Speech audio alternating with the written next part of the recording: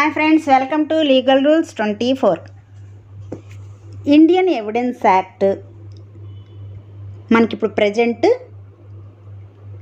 BSA భారతీయ సాక్ష్య అధినియం 2023 ఇందులోని basic principles and rules మనకి complete యాక్ట్లో బేర్ యాక్ట్లో చెప్పిన ప్రావిజన్స్లోనే మనకి ఫాలో అవ్వాల్సిన బేసిక్ ప్రిన్సిపల్స్ ఏంటి, రూల్స్ ఏంటో ఈ వీడియోలో మనం తెలుసుకుందాం. ఆల్ కాంపిటేటివ్ ఎగ్జామ్స్కి ఈ వీడియోలోని కంటెంట్ చాలా యూస్ఫుల్ ఉంటుందండి. ఆబ్జెక్టివ్ ఎగ్జామ్స్కి మ్యాక్సిమం మీరు ఆన్సర్ని కాన్ఫిడెంట్గా చేయగలుగుతారు. కాబట్టి ఎవరు స్కిప్ చేయకుండా కంప్లీట్గా ఈ వీడియోని చూడండి. ఎవరైనా కొత్తగా విజిట్ చేస్తే సబ్స్క్రైబ్ చేయండి, లైక్ చేయండి, షేర్ చేయండి. మీకు తెలిసిన వారు ఎవరైనా సరే కాంపిటేటివ్ ఎగ్జామ్స్కి ప్రిపేర్ అవుతున్నప్పుడు వారికి ఈ వీడియోని షేర్ చేయండి. AIBE ఎగ్జామ్లో ప్రజెంట్ లా ఆఫ్ ఎవిడెన్స్ అంటే Indian evidence act and BSA రెండిటితోనూ కలిపి మనకి మార్క్స్ అనేవి అలాట్ చేయడం జరిగింది. కాబట్టి ఇక్కడ నేను ఇండియన్ ఎవిడెన్స్ యాక్ట్ ప్రిన్సిపల్స్ అలాగే మనకి BSAలో కూడా సేమ్ ప్రిన్సిపల్సే ఉంటాయి. కాకపోతే సెక్షన్ నెంబర్ అనేది మారుతూ ఉంటుంది. కాబట్టి రెండు కూడా నేను ప్రొవైడ్ చేస్తానండి ఈ వీడియోలో. తప్పకుండా ఈ వీడియోని మీరు కంప్లీట్గా చూసి లైక్ చేయండి. మీ ఒపీనియన్ని నాకు కామెంట్ బాక్స్లో తెలియచేయండి. ఇంకేదైనా సరే మీరు ఎక్స్ప్రెస్ చేయాలి అన్నా, మీకు తెలిసింది ఏదైనా నాతో షేర్ చేసుకోవాలనుకున్నా మీరు కామెంట్ చేయవచ్చు. ఇప్పుడు మనం వీడియోలోకి వెళ్ళిపోదాం.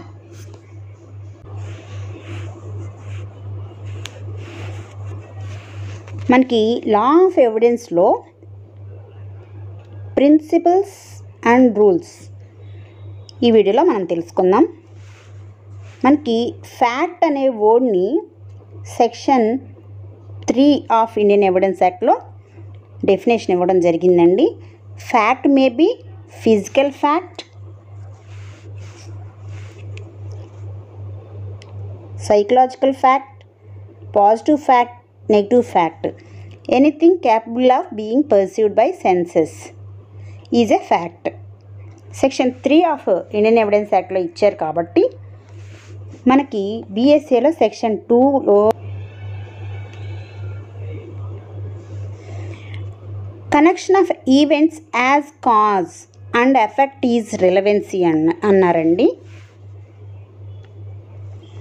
ఏ fact which has a certain degree of probative force is known as relevant fact అన్నారండి.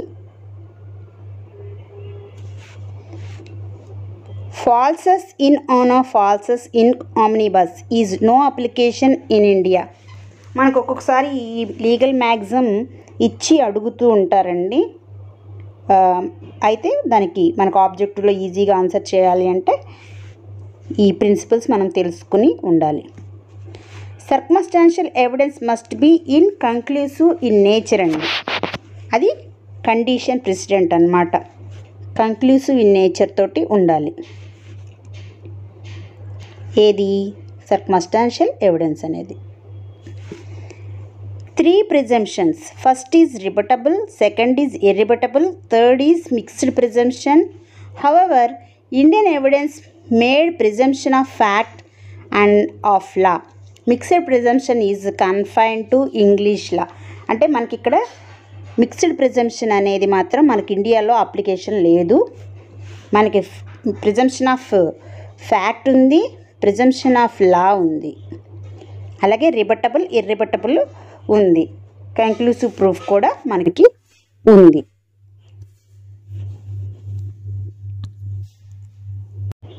సెక్షన్ 5 ఆఫ్ ఇండియన్ ఎవిడెన్స్ యాక్ట్లో మనకి evidence may be given of fact in issue are relevant fact. ఈ సెక్షన్ 5 అనేది మనకి BSAలో సెక్షన్ 3 అండి.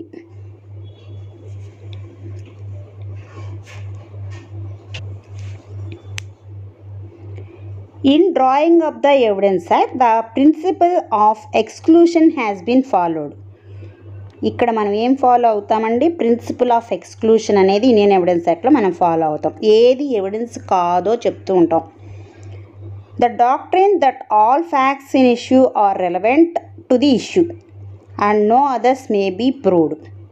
అంటే ఏవైతే ఫ్యాక్ట్ ఇన్ ఇష్యూ ఉన్నాయో అవి, అలాగే రిలవెంట్ ఫ్యాక్ట్స్ ఏవైతే ఉన్నాయో అవే, కానీ నో అదర్ ఇంకేది కాదు అని ఎక్స్ప్రెసివ్గా మనకి ఇవ్వడం జరిగింది సెక్షన్ 5 ఆఫ్ ఇండియన్ ఎవిడెన్స్ యాక్ట్లో, సెక్షన్ 3 ఆఫ్ BSAలో.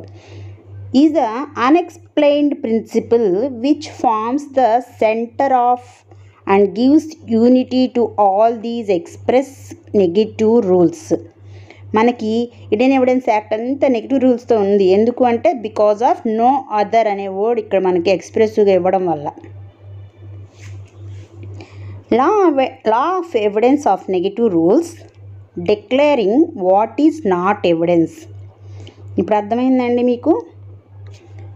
ఏది ఎవిడెన్స్ కాదో చెప్తూ ఉంటుంది, ఏది రిలవెంట్ ఏది ఇర్రిలవెంట్ చెప్తూ ఉంటుంది, ఏది అడ్మిసిబుల్ కాదు అని చెప్తూ ఉంటుంది. సో లా ఆఫ్ ఎవిడెన్స్లో మనం ఈ రూల్స్ని, ఈ ప్రిన్సిపల్స్ని కనుక అర్థం చేసుకుంటే, జస్ట్ అర్థం చేసుకునేది ఏం లేదు, రూల్ ఈజ్ రూల్ అంతే, ఫాలో అవడమే. ఇంకా ట్రాఫిక్ రూల్స్ లాగా ఈ యాక్ట్లో చెప్పినటువంటి ఎక్స్ప్రెస్ రూల్స్ని మనం బ్లైండ్గా ఫాలో అవ్వాలి.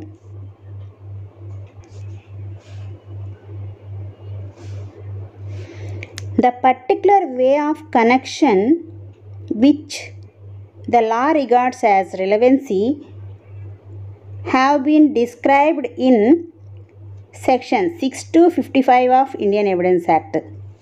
మనకి ఇక్కడ సెక్షన్ 3 to 50 ఆఫ్ BSA.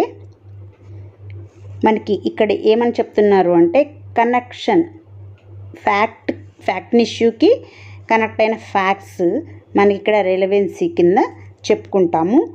అవన్నీ ఎక్కడ చెప్పారు అంట? మనకి section 6 to 55 of Indian evidence యాక్ట్లో చెప్పారు. వీటికి మనం సెక్షన్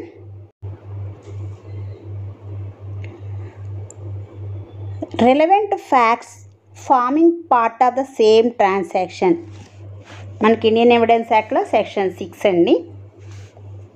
మనకి BSAలో section 4. Section 7 of Indian evidence act makes connected relevant by embracing a large area of facts. అంటే కనెక్షన్ అన్నమాట, చాలా ఫ్యాక్ట్స్ ఉన్నాయి, వాటన్నిటినీ కనెక్ట్ చేస్తూ మనకి ఇచ్చినటువంటి ప్రావిజన్ ఏంటంటే సెక్షన్ 7 అండి. ఇప్పుడు మనకి BSAలో అది section 5. There is a hurdle any action without a motive. మనకి మోటివ్ అనేది సెక్షన్ 8లో ఇవ్వడం జరిగింది. Section 7 and 8 are based upon the theory of causation as a test of relevancy. ఇది మనం ఒక్కొక్కసారి అడుగుతూ ఉంటాడు, theory of causation, theory of cause, theory of motive. ఈ రెండు సెక్షన్ 7 and 8 రెండు కూడా మనకి సెక్షన్ 8కి సంబంధించి BSAలో ప్రావిజన్ ఏంటంటే సెక్షన్ 6 అండి.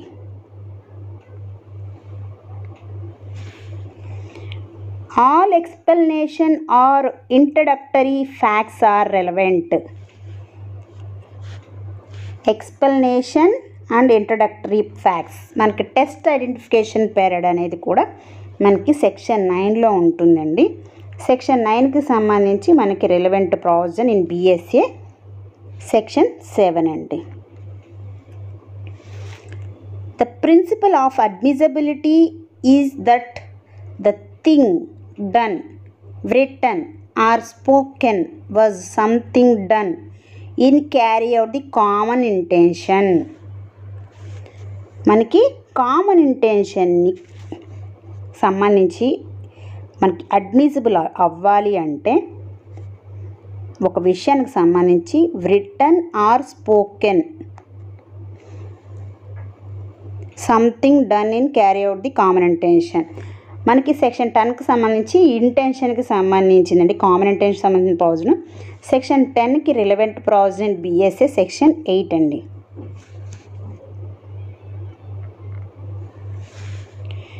There should be reasonable grounds to believe in criminal cases to make a person responsible for the acts.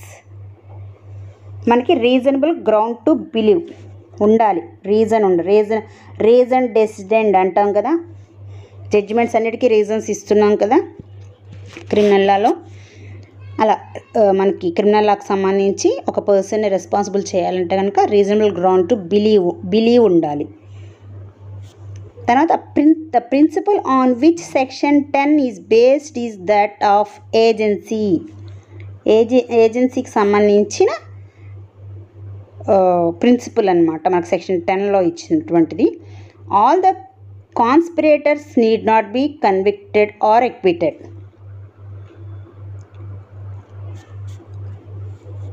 All evidence must be logically relevant. ఎలా relevant అయి ఉండాలి? ఏ సెక్షన్లో? సెక్షన్ 11లో లాజిక్ రిలవెన్సీ ఉండాలి. సెక్షన్ 11 మనకి ఎల్బీ గురించి చెప్తుంది అండి. సెక్షన్ 11కి మనకి relevant provision BSA section 9. To claim alibi his presence should be elsewhere. అది మెయిన్ వర్డ్ అండి. Alibi should be established by cogent evidence. Burden of proof of alibi is on accused. Any fact, మనకి ఇక్కడ ఎల్బీకి సంబంధించి మీరు చూస్తే మనకి ఎన్ని bits వచ్చాయండి? లాజిక్ రిలవెన్సీ ఉండాలి, అది లీగల్ రిలవెన్సీ. జనరల్గా మనకు రిలవెన్సీ అనేది లీగల్ రిలవెన్సీ, కానీ ఇక్కడ లాజిక్ రిలవెన్సీ ఉండాలి. ఎల్స్వేర్ అని దాని మీనింగు ఎల్బీకి. బర్డెన్ ఆఫ్ ప్రూఫ్ అక్యూజ్డ్ మీద ఉంటుంది సెక్షన్ 11 ప్రకారంగా. కోజెంట్ ఎవిడెన్స్తో మనము ఎల్బీని ఎస్టాబ్లిష్ చేయవలసి ఉంటుంది, అంటే కనెక్టెడ్ ఎవిడెన్స్ అన్నమాట.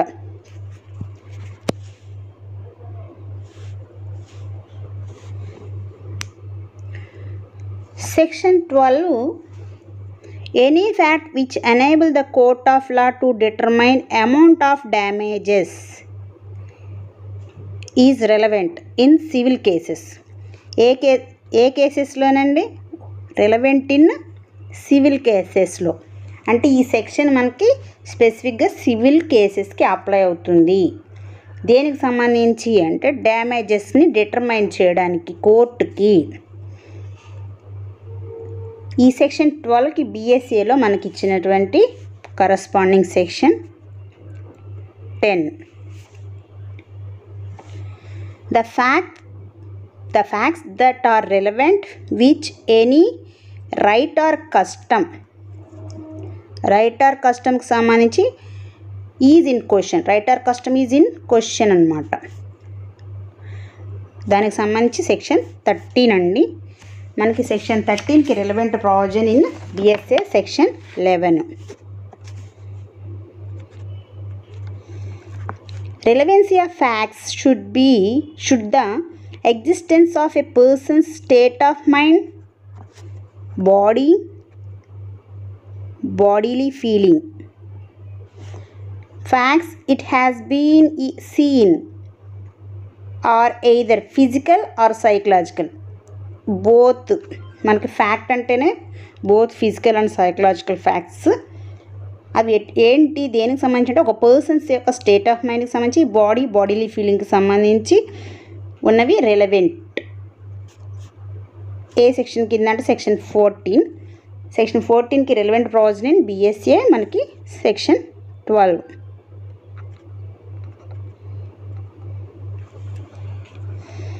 A single similar act is admissible to prove knowledge or intent or rebut the suggestion of accident.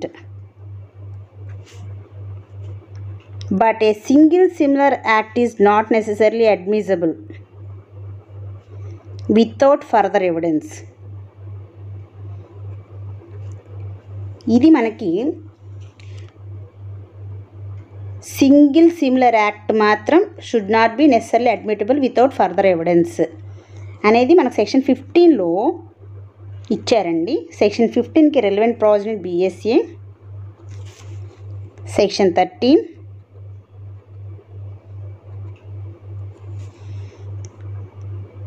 to determine where there is sufficient and reasonable connection between the factum probans.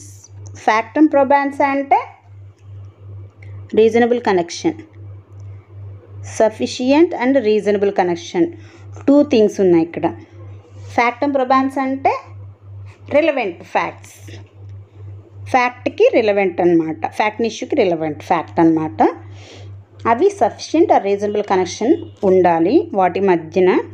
అలాగే single similar act is admissible to prove knowledge or intent. వాడు ఈ ఉద్దేశంతోనే చేశాడు, వాడికి తెలిసే చేశాడు.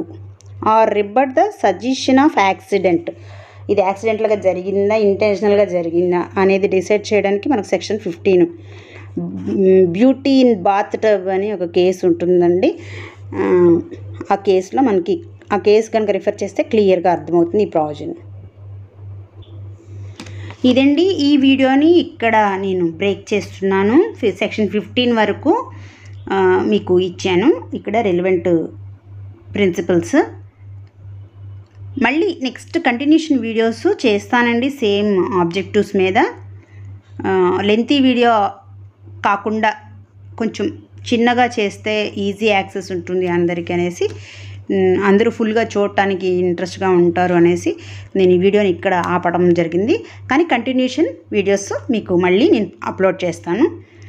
Thanks for watching. తప్పకుండా మీరు ఎవరైనా కొత్తగా విజిట్ చేస్తే సబ్స్క్రైబ్ చేయండి, లైక్ చేయండి, షేర్ చేయండి, నన్ను ఎంకరేజ్ చేయండి.